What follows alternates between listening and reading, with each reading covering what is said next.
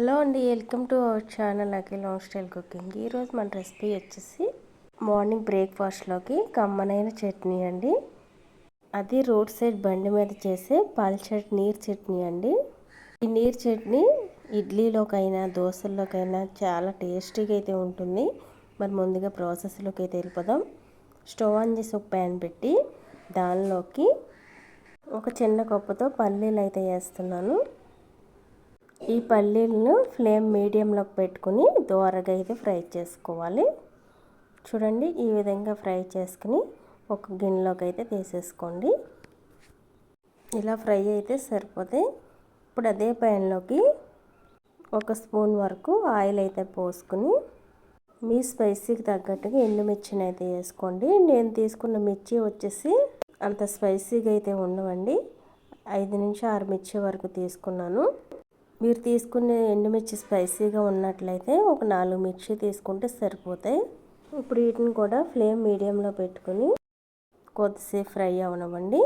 చూడండి, ఇలా ఫ్రై అయిన తర్వాత ఇందులోకి ఒక పెద్ద ఉల్లిపాయను అయితే తీసుకుని ఇలా సన్నగా కట్ చేసి అయితే వేసుకోండి. ఇవి కొద్దిసేపు ఫ్రై అయ్యి ఇలా మెత్తపడిన తర్వాత ఇందులోకి ఒక 1/2 టీ స్పూన్ వరకు జీలకర్ర అయితే వేసుకోవాలి. అలాగే 3 పొట్టు తీసిన వెల్లుల్లి రెబ్బలు అయితే వేసుకోవాలి. వీటిని కూడా ఒక అర నిమిషం పాటు ఫ్రై అవనివ్వాలి. ఈ ఇంగ్రీడియంట్స్ అన్నీ నేను తీసుకున్న చిన్న కప్పు పల్లీలకు మాత్రమే చెప్తున్నానండి. మీరు ఎక్కువ తీసుకున్నట్లయితే ఎక్కువ క్వాంటిటీలో అయితే తీసుకోండి. ఇప్పుడు 2 టమాటాలను అయితే తీసుకుని ఇలా చిన్న ముక్కలుగా కట్ చేసి అయితే వేసుకోవాలి. బాగా పండిన టమాటాలు తీసుకోండి, టేస్ట్ అయితే బాగుంటుంది. అలాగే ఈ టమాటాల్లోకి తొందరగా మగ్గడం కోసం మీ టేస్ట్కి తగ్గట్టుగా సాల్ట్ కూడా ఇప్పుడే వేసేసుకోండి. ఈ టమాటో ముక్కల్ని ఒక 2-3 నిమిషాల పాటు మగ్గనివ్వండి, మెత్తగా అయ్యే వరకు. చూడండి, ఈ టమాటాలు అయితే మగ్గిపోయాయి.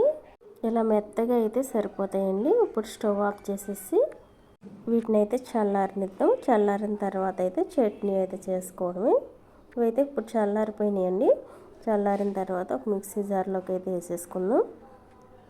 చూడండి, ఇలా జార్లోకి వేసేసిన తర్వాత పల్లీలు కూడా ఇప్పుడు వేసేస్తున్నాను.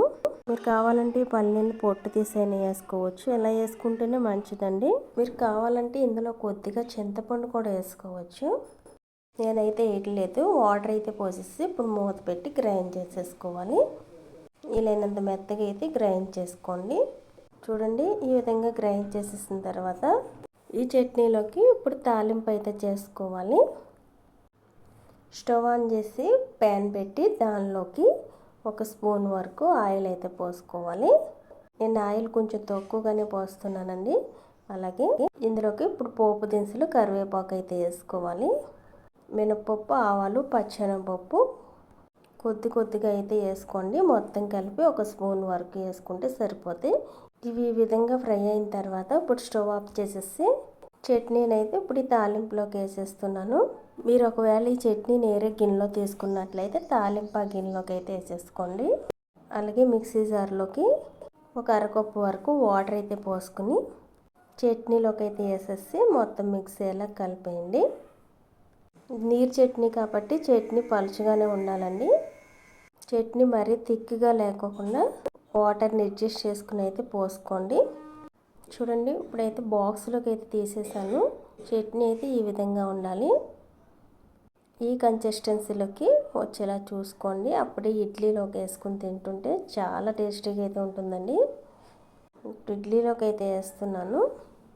ఇలా ఇడ్లీ ఈ చట్నీ కాంబినేషన్లో చాలా టేస్ట్ అయితే వచ్చేస్తుందండి. మరి మీరు కూడా ఒకసారి అయితే ఈ నీరు చట్నీ ట్రై చేసి చూడండి. చాలా టేస్టీగా ఉంటుంది. ఇంట్లో అందరూ చాలా ఇష్టంగా కూడా తింటారు. మరి ఈ నీరు చట్నీ రెసిపీ మీకు నచ్చిందా? ఈ వీడియోకి ఒక లైక్ అయితే చేయండి. అలాగే సబ్స్క్రైబ్ చేసుకునే వాళ్ళు అయితే సబ్స్క్రైబ్ చేసుకుని మరెన్నో రెసిపీస్ని చూసేయండి.